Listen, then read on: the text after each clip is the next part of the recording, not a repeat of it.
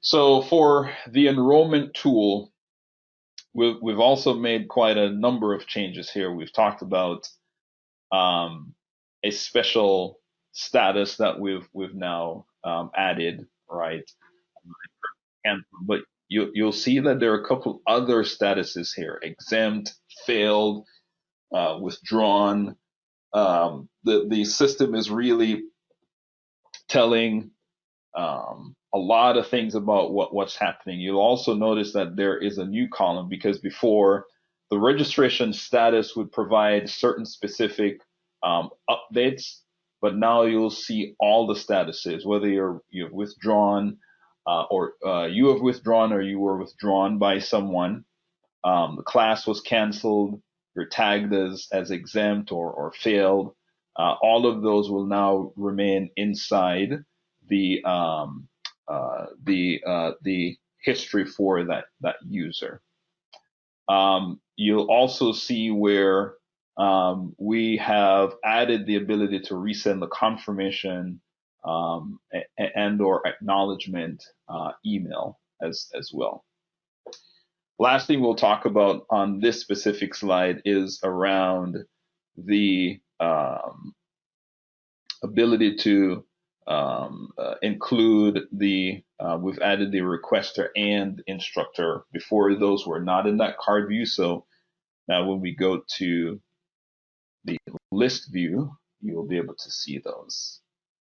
So if we go back one step to the enrollment window or list, you'll notice that you have the requester and the instructor, whereas before these were not there. So while from an admin perspective, you'll be able to see, okay, who requested this class, who is teaching this class, in addition to all the other information around um, how many people have signed up, what's the max class, who's waiting, what's the status, the number, and so on.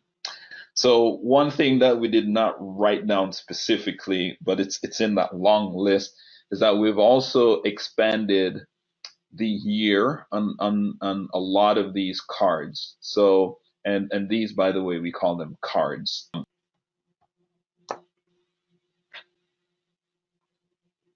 Open the roster.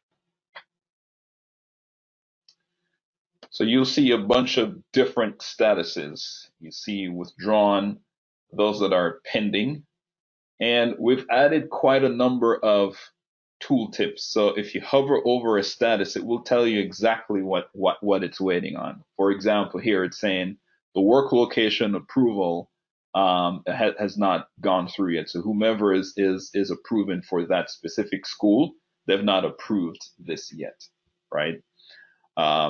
This just tells you that yes, it's confirmed. They've not started their evaluations, evaluation as yet, and now you have full registration capabilities here, whereas before you did not have any of those features. So when you open the enrollment, you have the ability to now specify. You can still do a no-show if the person did not show up. You can say you can do a withdrawal from here as well. You can say exempt. You can tag them as failed, incomplete. All of these different statuses. We've actually expanded the list of statuses on this as well. To this, let me add another participant. Let's add Chris Walters. I'm going to register this guy. Yes. So I've just manually added someone in the class, which is also a pretty great feature. So just a reminder for those that may or may not have used that feature before. And the other thing that we added recently is we have classes or customers with sometimes over 100 participants, and it gets really messy scrolling through trying to find someone. So we've also added And I think the last update, the ability to do a quick find here as well. Let's hit search. And here we are. And if I want to resend the confirmation email,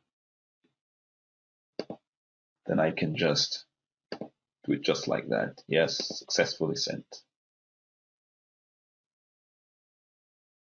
Here are some other capabilities just in case you missed it. For courses that require approval, so let's say, for example, this one is pending work location.